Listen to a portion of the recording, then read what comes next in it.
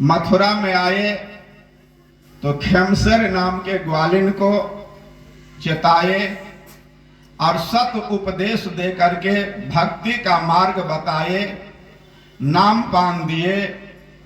वह बहुत दिनों तक इस धराधाम पर भजन भक्ति की।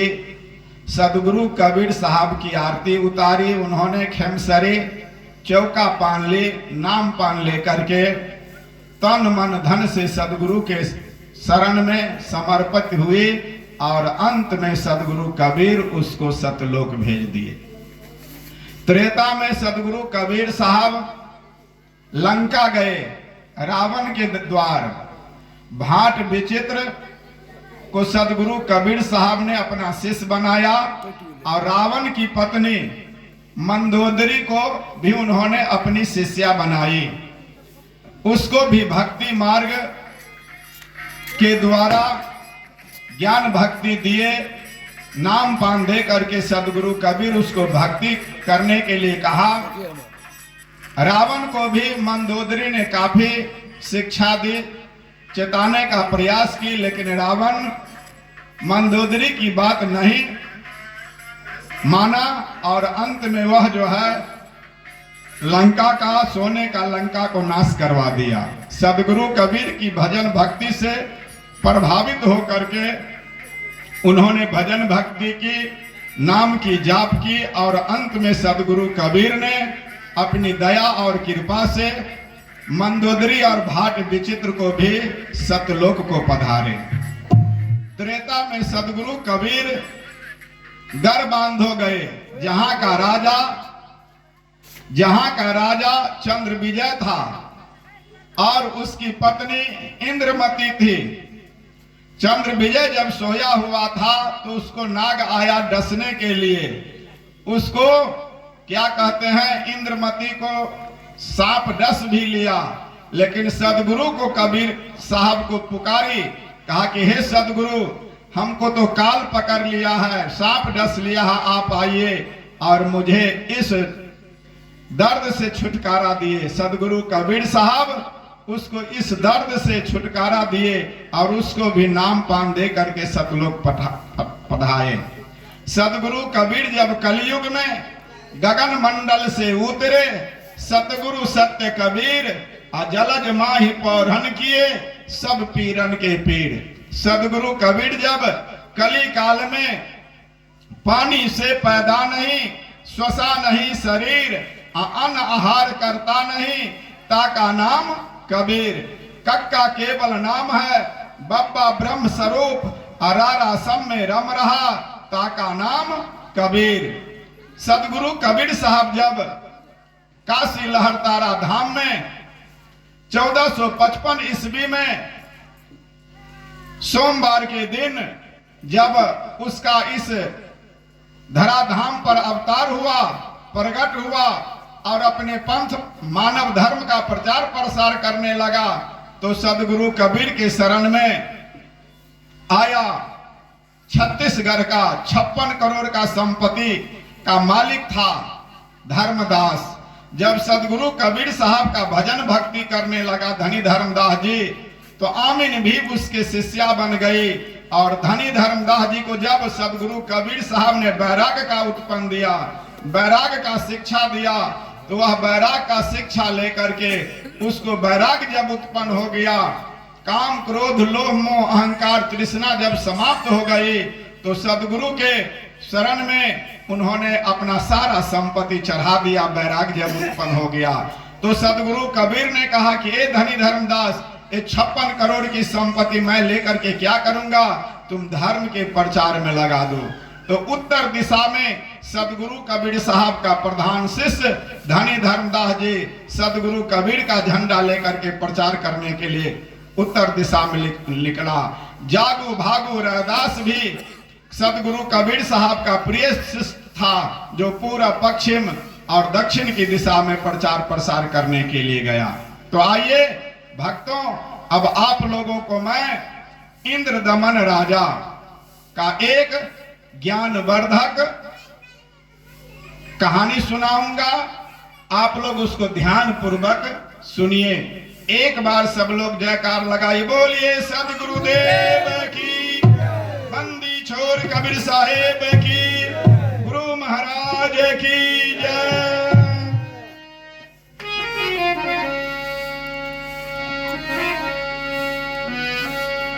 चलो गुरु के दुआरिया, दुनिया से नाता तोड़ के,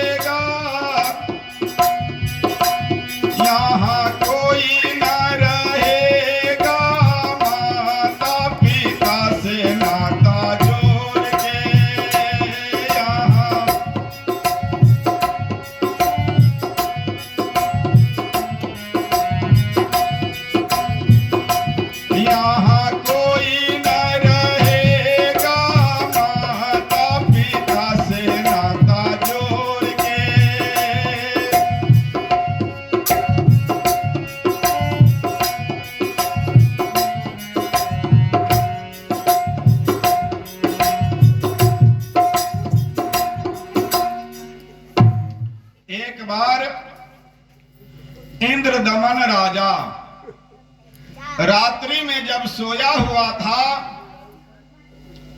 इंद्र दमन राजा स्वप्न में देखा कि भगवान श्री कृष्ण कह रहा है कि इंद्र दमन राजा, मेरा एक द्वारका में मंदिर बनवाइए और उस मंदिर में किसी की मूर्ति नहीं होगी, सिर्फ मंदिर होगा। वहां एक ज्ञानी पुजारी होगा जो जितने भी लोग उस मंदिर का दर्शन करने के लिए आएगा उसको ज्ञान बांटेगा। इंद्र दमन राजा सुबह हुआ तो अपनी पत्नी से ये बात कही कि हे रानी, स्वप्न में भगवान श्री कृष्ण कह रहा था कि द्वारका में मेरा एक मंदिर बनवाओ, उस मंदिर में जड़ मूर्ति की पूजा नहीं होगी, सिर्फ एक ज्ञानी व्यक्ति रहेगा, एक साधु रहेगा जो लोगों को धर्म का उपदेश देगा। रानी मैं क्या करूं? रानी बोली कि हे राजा, मनुष्य के साथ न तो धन जाता है, न संपत्ति जाती है, न भूमि जाती है, न पशु जाता है, न पत्नी जाती है, न बैंक बैलेंस जाता है। धनानि भूमौ उपस्पष्ट गोष्ठी, नारी गृह द्वारे जना श्मशाने, देहश्चितायाम परलोक मार्गे, धर्मानुगो गच्छति जीवे कह। इस जीव के साथ एक धर्म ही जाता है। जो अपने हाथ से कहीं निस्वार्थ दान कर देता है, वही दान परमात्मा के बैंक में जमा होता है। उस बैंक से बेटा पोता नाती कोई नहीं छुड़ा सकता है। जो व्यक्ति इस जन्म में दान करता है, वह अगले जन्म में परमात्मा के बैंक में जमा होता है और चक्रवृद्धि ब्याज लगा करके दूसरा जन्म में उस व्यक्ति को धनाढ्य घर में जन्म मिलता है और ऊंचे घराना में जन्म लेता है। रानी बोली राजा से कि इसलिए आपके साथ तो कुछ नहीं जाएगा, सोना चांदी महल अटारी रथ घोड़ा पालकी कुछ भी नहीं जाएगा। भगवान श्री कृष्ण यदि आपको खुद स्वप्न में कहा है कि मंदिर बनवाइए, तो राजा आपका कमी ही क्या है। जब तक सूरज चांद रहेगा, आपका नाम रहेगा इस दुनिया में। कहा कि ठीक है, तुम कहती हो तो मंदिर बनवाऊंगा। मिस्त्री को, लेबर को, कारीगर को बुलाया और कहा कि मैं द्वारका में समुद्र के किनारे भगवान श्री कृष्ण का मंदिर बनवाऊंगा, इसलिए तुम लोग मिस्त्री, लेबर और कारीगर सब कल से जो है काम करना शुरू कर दो। हे प्रिय श्रोताओं, साल भर में इंद्रदमन जी के द्वारा सभी कारीगर मंदिर में लग गया बनाने में। साल भर में मंदिर बनकर के तैयार हो गया। मंदिर जब तैयार हो गया, मंदिर का प्लास्टर हो रहा था। प्लास्टर भी हो गया। जब उसमें चूना लगना, पेंट लगना शुरू हुआ, तो इंद्र की कृपा से समुद्र क्या किया, बड़ी तेजी से आया और उस मंदिर को ध्वस्त कर दिया, तोड़ दिया और अपने में मिला लिया। समुद्र अपने में मिला लिया। काफी धन खर्च हुआ था मंदिर बनवाने में। राजा उदास हो गया। राजा जब उदास हो गया तो रानी से बोली कि देखो, तुम्हारे कहने पर, भगवान श्री कृष्ण के कहने पर हमने तो मंदिर बनाया, लेकिन समुद्र महाराज को बर्दाश्त नहीं हुआ। समुद्र अपने में मंदिर को मिला लिया, ध्वस्त कर दिया, तोड़ दिया। अब मैं क्या करूं? रानी बोली कि भगवान कृष्ण का वचन फेल मत कीजिए, पुनः बनाइए। आपके पास धन का कोई कमी नहीं है। इंद्रदमन राजा, क्या नाम है, बोल क्या नाम है? सोनी कुमार बुआ की तरफ से 51 रुपया का दान है। बहुत बहुत धन्यवाद, साधुवाद। हे प्रिय श्रोताओं, इंद्रदमन राजा पुनः मंदिर बनवाना शुरू किया।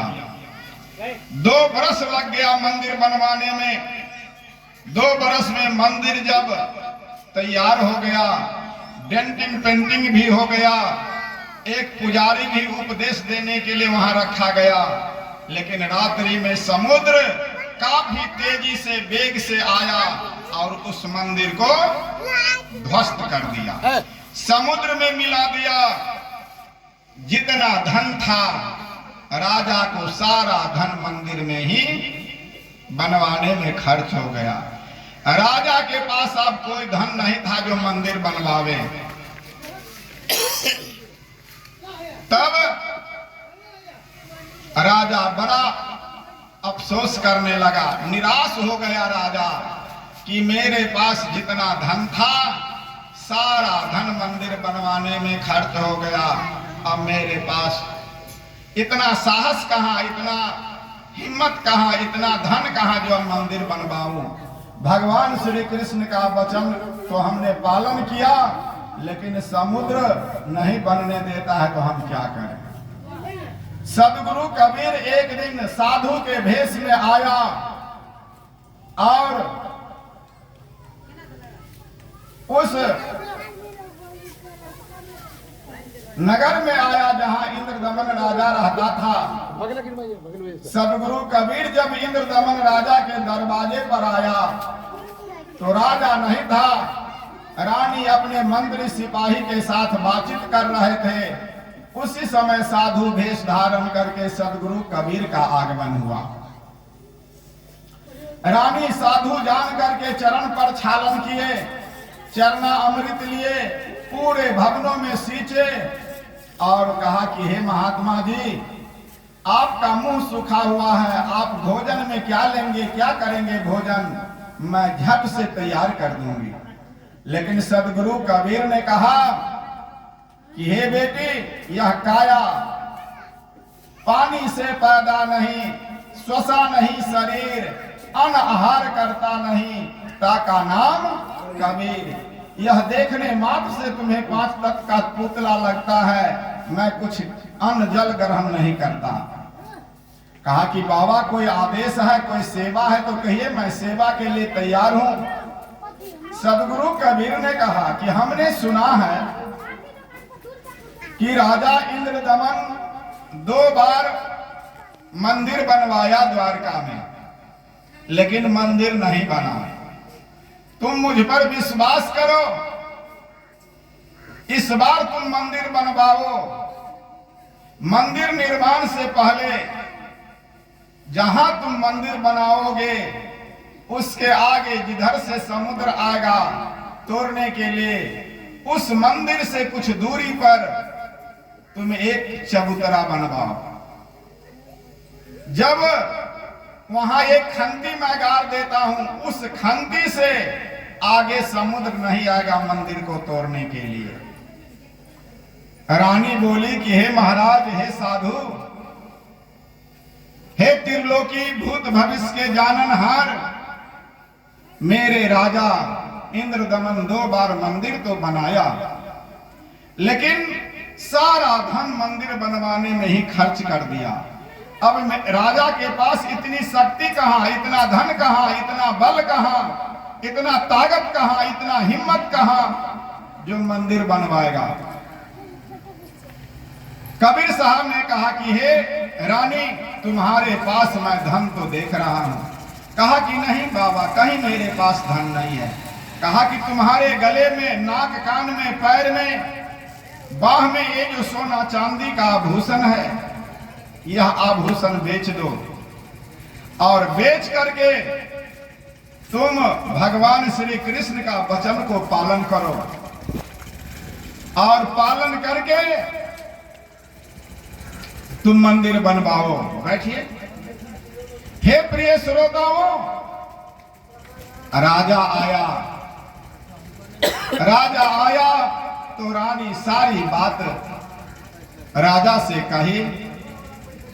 कहा कि एक महात्मा आया था, महात्मा कहा कि सोना चांदी बेच दो और एक चबूतरा बनवाओ, उस चबूतरा पर मैं बैठ जाऊंगा और इधर मंदिर निर्माण करो। मैं जब तक बैठा रहूंगा वहां मैं खंती गाड़ दूंगा, उस खंती से आगे समुद्र नहीं बढ़ेगा। इंद्रदमन राजा को यह बात जच गई और सारा गहना, सारा आभूषण, सारा सोना चांदी, हीरा जवाहरात, रानी के पास जितना धन था सारा धन बंधक रख दिया और वह बंधक से जो धन मिला मंदिर बनाना विचार किया। घर से चला इंद्रदमन राजा, जहां चबूतरा बनाना था, कारीगर को, मिस्त्री को, लेबर को लिया और गाते हुए चला। चलो गुरु के दुआरिया, दुनिया से नाता तोड़ के, चलो गुरु के दुआरिया।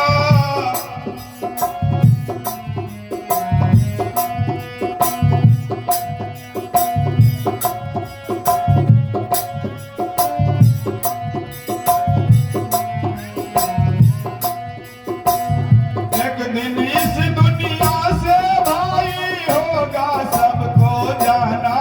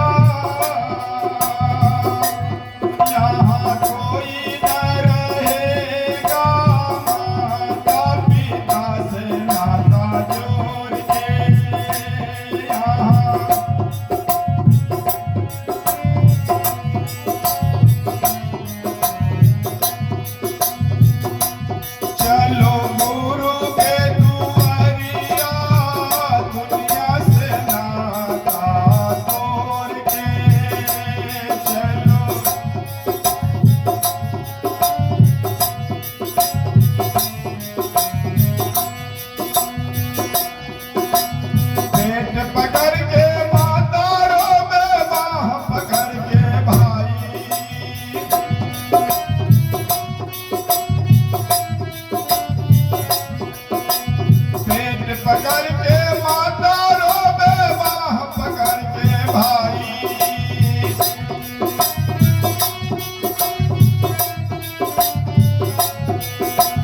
पैर पकड़ के छोड़त नाही, रो रो कहत लुगाई।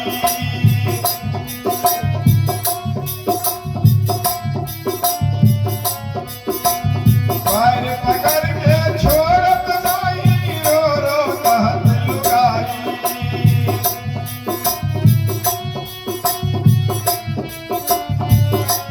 सैया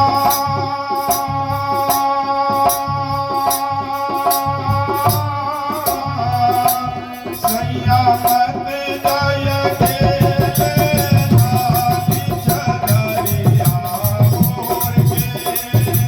सैया मत जाय अकेले, नाती चदरिया मोर के।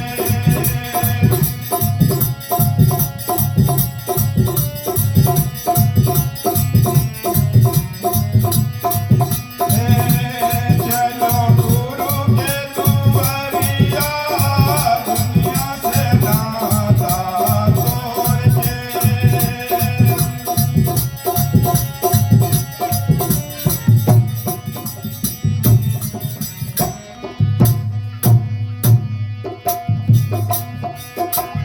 कोई धूप कोई चंदन लावे, कोई बेल के पाती।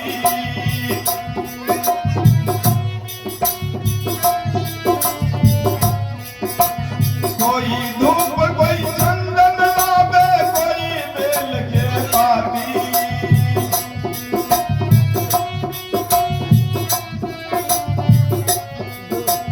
कोई धूप कोई चंदन लावे, कोई बेल के पाती।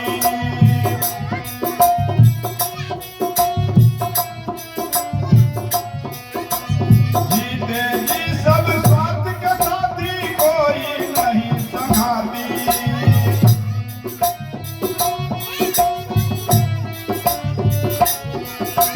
जीते जी सब स्वार्थ के साथी, कोई नहीं संघाती।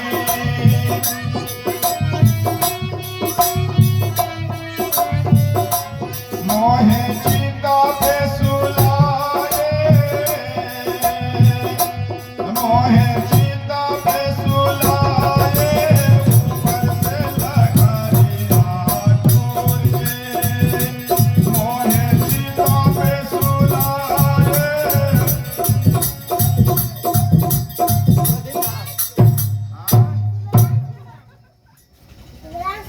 शिवराज कुमार तरफ से 20 रुपया का दान आया, बहुत बहुत धन्यवाद, साधुवाद। मोहे चिता पे सुला